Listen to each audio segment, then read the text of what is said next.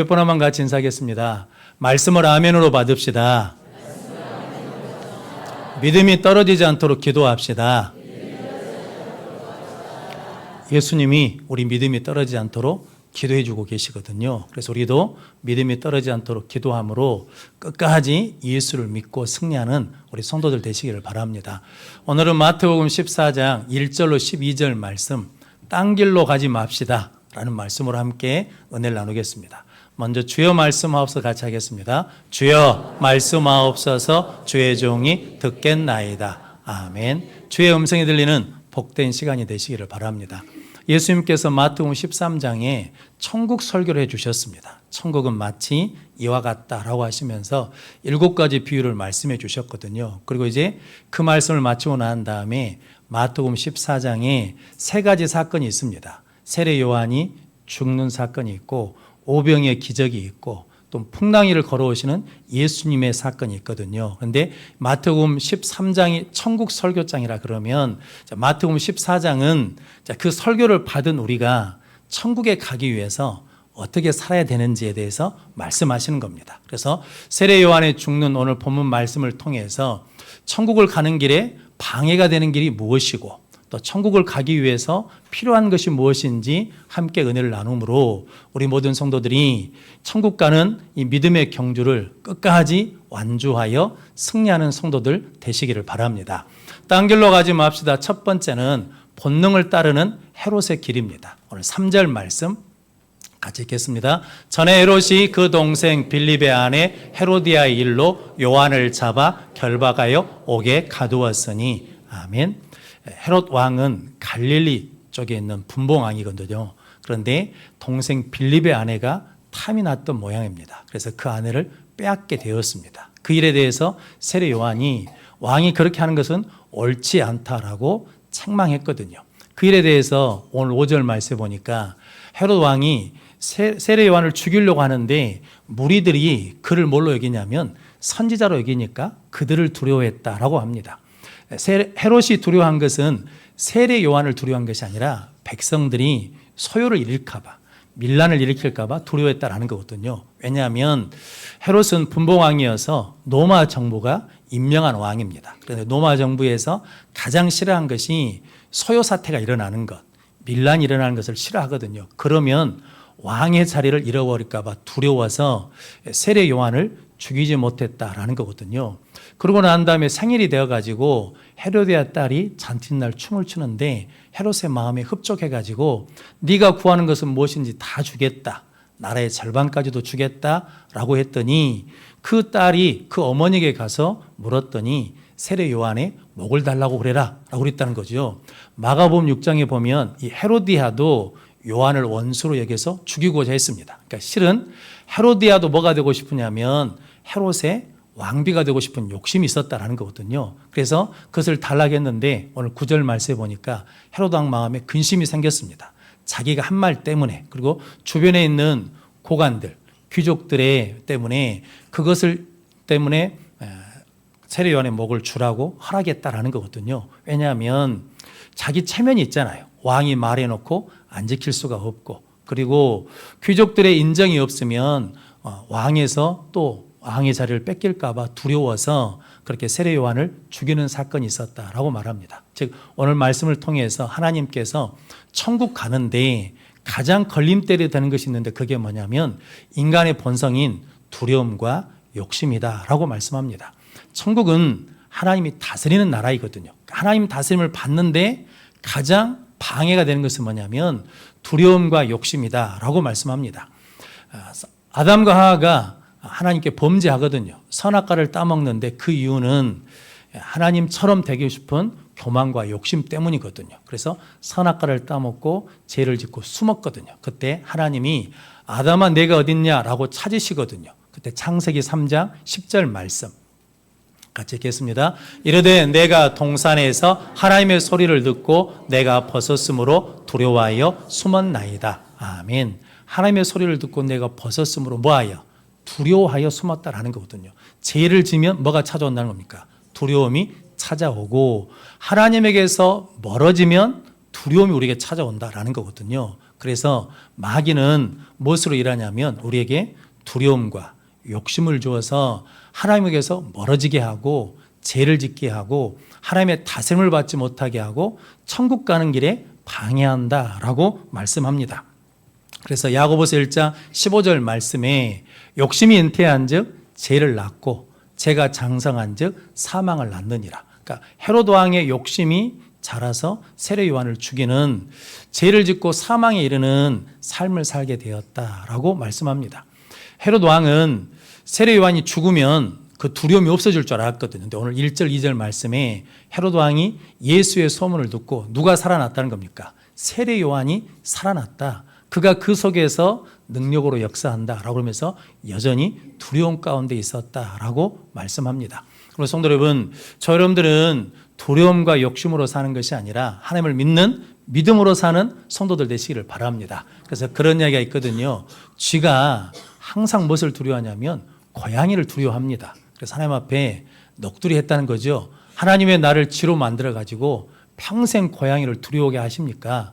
고양이로 만들어 주십시오. 그랬더니 하나님이 소원을 들어줘 가지고 고양이로 만들어 줬답니다. 그러면 두려움이 없을 줄 알았는데 고양이가 되고 나서 보니까 개가 두려운 겁니다. 그래서 개가 되게 해달라고 그래서 개가 됐는데 두려움 없을 줄 알았는데 호랑이가 두렵더라 합니다. 그래서 호랑이가 되게 해달라고 그래서 호랑이가 됐는데 이제 절대로 두렵지 않을 줄 알았는데 호랑이가 되고 나서도 사람이 두렵더라 합니다. 사냥꾼이 두려워서 하나님 사람이 되게 해주십시오라고 했더니 하나님이 무엇으로 만들어줬냐면 다시 쥐로 만들어줬대요. 그랬더니 쥐가 아니 하나님 사람으로 만들어달라 했더니 왜 쥐로 만드셨습니까? 그랬더니 하나님이 야 너는 항상 쥐 마음을 가지고 있고 쥐 심장을 가지고 있고 두려운 마음을 가지고 있으니까 겉사람이 바뀌어도 늘 너는 두려워할 거니까 그냥 쥐로 살아라 라고 했다라는 거거든요. 성도 여러분, 두려움은 우리 스스로 해결할 수가 없습니다. 두려움은 우리의 겉사람을 다른 것으로 채운다고 해서 없어지지 않는다는 거죠. 두려움은 무엇으로 없어지냐면 믿음으로만 이길 수 있다라고 말씀합니다. 그럼 성도 여러분, 두려움이라는 것은 내가 가장 크게 버는 거거든요. 그래서 돈을 가장 크게 버는 사람은 돈을 잃어버릴까 봐 두려워합니다. 건강을 가장 크게 버는 사람은 건강을 잃어버릴까 봐 두려워합니다. 명예를 가장 크게 버는 사람은 사람들이 뭐라고 하는지, 사람들의 시선이 어떤지 그것에 맞추려고 두려움과 불안 속에 살게 된다는 거거든요. 그런데 하나님을 크게 보는 사람은 하나님의 시선, 하나님의 평판을 의식하기 때문에 다른 것을 두려워하지 않게 된다라고 말씀하십니다. 그러면 성도 여러분, 저 여러분들은 두려움으로 사는 것이 아니라 하나님을 믿는 믿음으로 사는 성도들 되시기를 바랍니다. 그래서 디모데후서 1장 7절 말씀 같이 읽겠습니다. 하나님이 우리에게 주신 것은 두려워하는 마음이 아니요 오직 능력과 사랑과 절제하는 마음이니. 아멘. 하나님 우리에게 주신 것은 무엇을 주신 것이 아니라는 것. 두려워하는 마음을 주신 것이 아니고 오직 능력과 사랑과 절제하는 마음이다 라고 말씀합니다. 그런데 성도 여러분, 아무리 우리가 권력을 가져도 믿음이 없으면 그 두려움을 이길 수 없다는 거거든요. 공산혁명을 일으킨 중국의 모 대통령이 청도가 옛날에 독일 총독들이 있는 관저였답니다. 그리 휴가를 가면 가장 좋은 방에서 자야 되지 않겠습니까? 그런데 자기를 누군가 암살할까 봐 두려워서 좋은 방에 자지 못하고 가장 낮은 단칸방에서 잤다는 거거든요. 거기서 잔지를 모르게 하려고. 그러니까 두려움은 권력을 가진다고 해서 없어지지 않는다는 거죠. 스탈린도 전에 한번 말씀드린 것처럼 방이 8개나 된다면서요. 그래서 그날 밤에 어디서 잔지 누구에게 말을 안 해줘요. 그리고 그 방이 은행의 금고처럼 됐다는 거죠. 그런데도 불구하고 그 방에서 두려움과 불안 속에서 살았다라는 거거든요. 성도 여러분, 두려움은 무엇으로만 이길 수 있다는 겁니까? 하나님을 믿는 믿음으로만 이길 수 있다라고 말씀합니다. 그럼 성도 여러분들은 늘 하나님을 크게 범으로 두려움을 이기고 승리하는 믿음의 성도들 되시기를 바랍니다. 다윗은 골리앗 앞에 섰을 때 하나님을 가장 크게 봤잖아요. 그러니까 골리앗이 어떻게 보인다는 겁니까? 적게 보여요. 다른 사람들은 골리앗을 두려워하는데 다윗은 두려워하지 않죠. 나는 만군의 여호와 이름으로 나간다 해가지고 골리앗을 이겼거든요. 근데 사울왕이 시기해가지고 다윗을 죽이려고 그러니까 다윗이 10년 넘게 도망을 다니거든요. 그러다가 무슨 일이 있었는지 성경은 설명하지 않지만 사무엘상 21장에 보면 다윗이 사울왕을 두려워합니다. 두려워하니까 무엇을 잃어버리냐면 분별력을 잃어버립니다. 믿음의 능력을 잃어버리거든요. 그래서 어디로 도망가냐면 적진인 블레셋 가드왕 아기스에게 도망을 갑니다. 무엇을 들고 가냐면 골리앗의 칼을 들고 도망을 갑니다. 근데 그렇게 들어가면 죽을 거잖아요.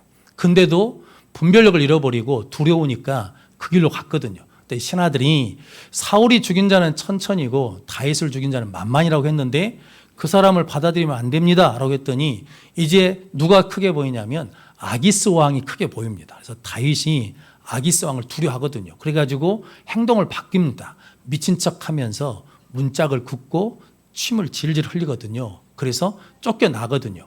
그래서 삽니다. 그런데 성도 여러분, 원래 다윗은 믿음으로 누굴 본 사람이냐면 하나님을 크게 본 사람인데 그 하나님을 크게 보지 못하니까 뭐가 찾아왔냐면 두려움이 찾아오고 그 두려움이 찾아오니까 믿음의 능력도 잃어버리고 믿음의 분별력도 잃어버렸다는 거죠. 한 번 두려움을 붙들고 있으면 그 두려움은 더 큰 두려움으로 인도한다는 거죠. 그럼 성도 여러분, 저러분들은 두려움이 찾아올 때마다 나사렛 예수 이름으로 물리치고 믿음으로 사는 믿음의 성도들 되시기를 바랍니다. 그래서 다윗이 시편 3편 5절 6절 말씀 같이 읽겠습니다. 내가 누워 자고 깨었으니 여호와께서 나를 붙드심이로다. 천만인이 나를 애워싸 진친다 하여도 나는 두려워하지 아니하리이다. 아멘. 내가 자고 누워서 깨어나요. 그런데 누가 붙들어 주셔요? 하나님이 나를 붙들어 주셔. 근데 시편 3편이 압살롬의 반역이 나가지고 지금 다윗이 쫓겨갈 때거든요. 그러니까 실은 상황과 환경은 좋아요, 안 좋아요? 안 좋아요. 그런데 그 상황 속에서도 누가 나를 붙들어 주시니까 하나님이 나를 붙드신다는 하나님을 믿고 하나님을 바라보고 하나님을 크게 봤더니 천만인이 나를 진쳐도 뭐하지 않는다는 겁니까? 두려워하지 않겠다라고 고백하거든요. 그래서 나중에 하나님이 다윗을 회복시켜 주시거든요. 손은 우리도 두려움이 올 때마다 하나님이 나를 붙들고 계신다, 하나님이 나와 함께 하신다를 믿고 하나님을 크게 봄으로 두려움을 물리치고 승리하는 믿음의 성도들 되시기를 바랍니다. 그래서 두려움의 안경으로 세상을 보면 만사가 걱정거리입니다.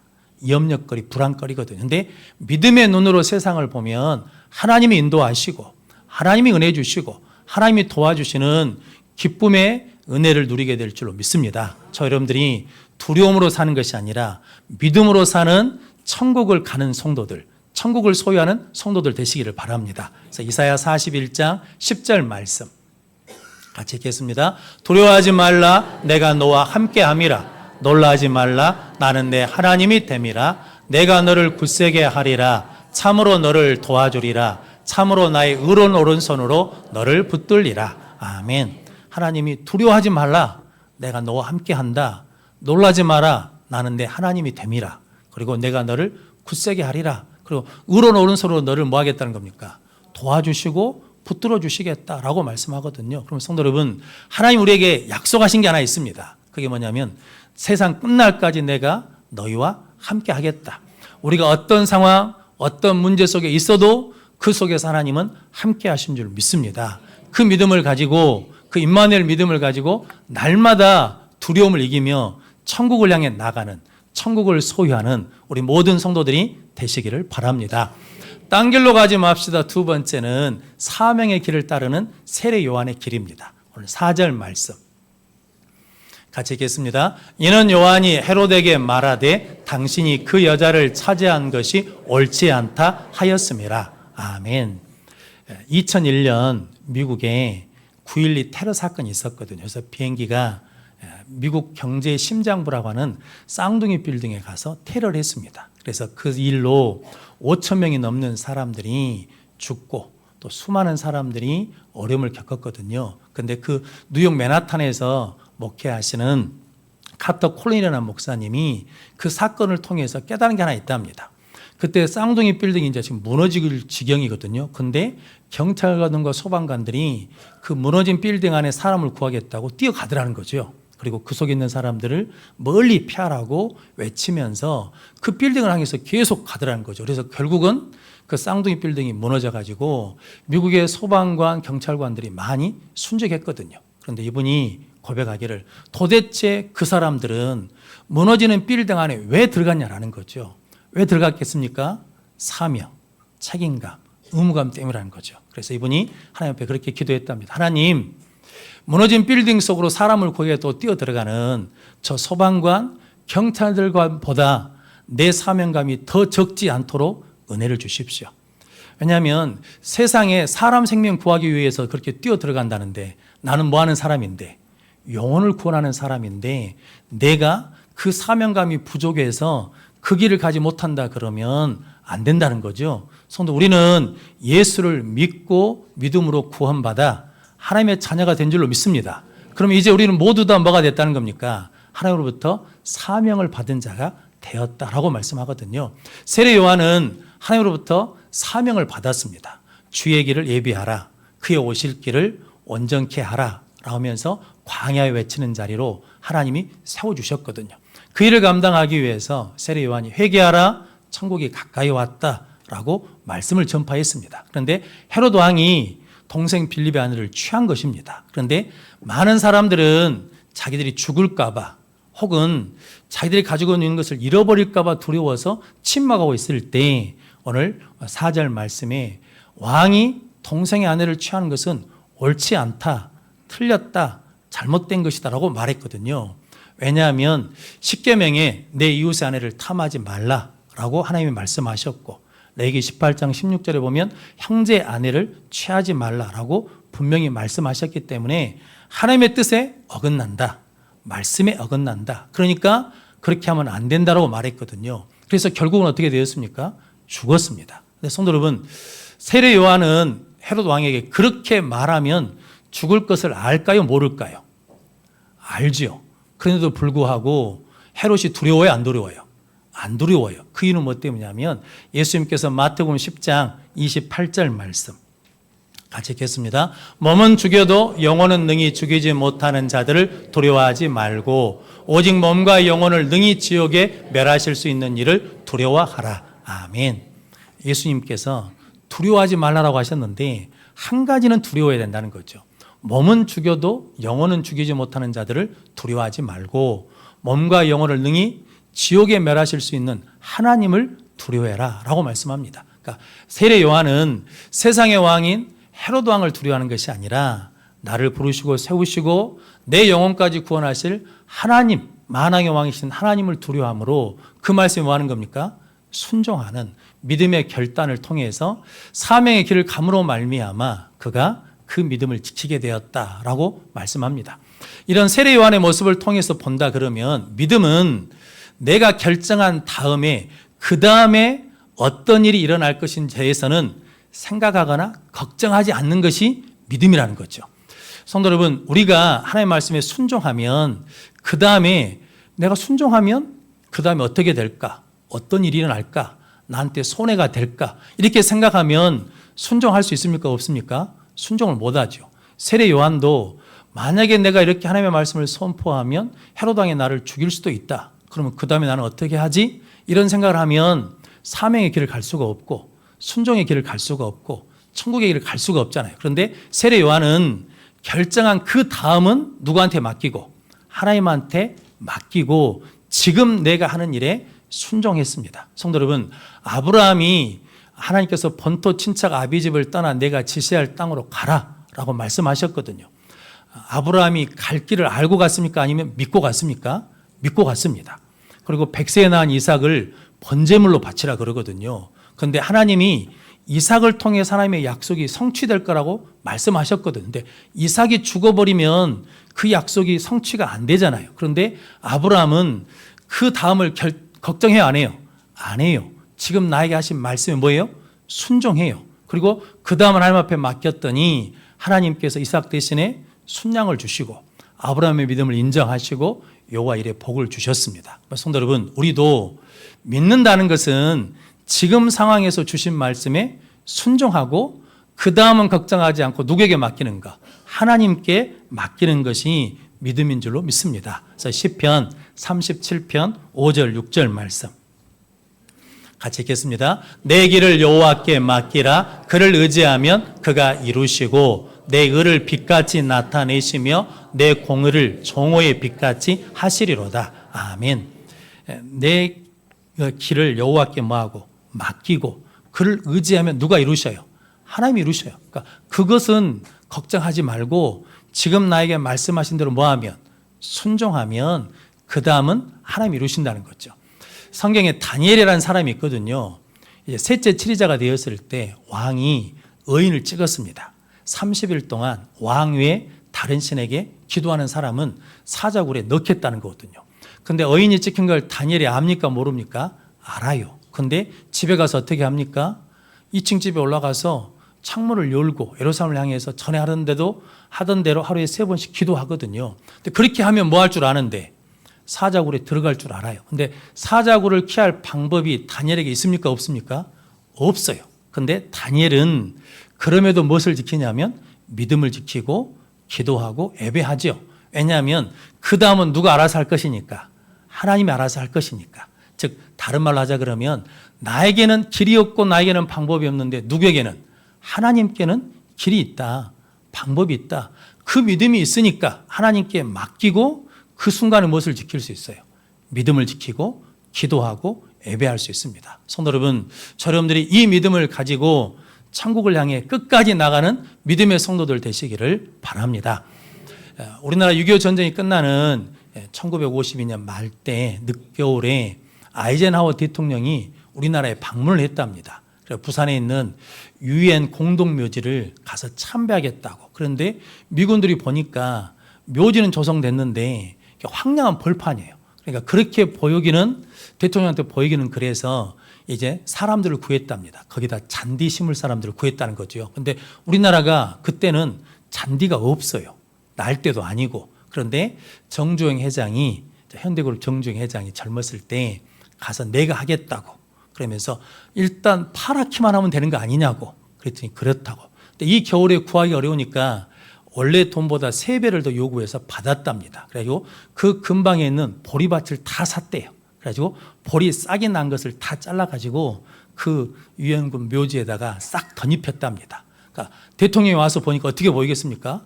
파랗게 잔디가 깔린 것처럼 보여가지고 흡족한 마음으로 이제 참배하고 갔대요. 근데 가고 난 다음에 사흘이 지나니까 어떻게 변했겠습니까?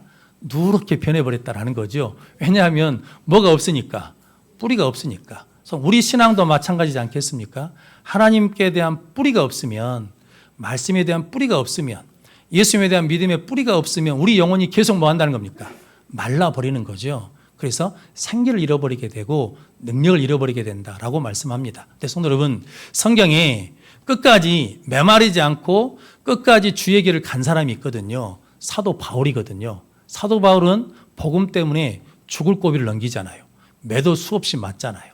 굶기도 하고 강도를 만나기도 하거든요. 근데 그는 포기하지 않고 지치지 않고 푯대를 향해서 계속해서 달려가거든요. 그 이유는 뭐 때문이냐면 고린도전서 9장 16절 17절 말씀 같이 읽겠습니다. 내가 복음을 전할지라도 자랑할 것이 없음은 내가 부득불할 일임이라. 만일 복음을 전하지 아니하면 내게 화가 있을 것이로다. 내가 내 자유로 이것을 행하면 상을 얻으려니와 내가 좌우로 아니한다 할지라도 나는 사명을 받았노라. 아멘. 나는 무엇을 받았다는 거예요? 사명을 받았어요. 그러니까 난 그 사명을 위해서 끝까지 나가야 돼요. 그래서 내가 자유로 하든 타의로 하든 나는 사명을 받은 사람이기 때문에 그 사명을 이룰 때까지 어디를 가겠다는 거예요? 믿음의 길을 가겠다.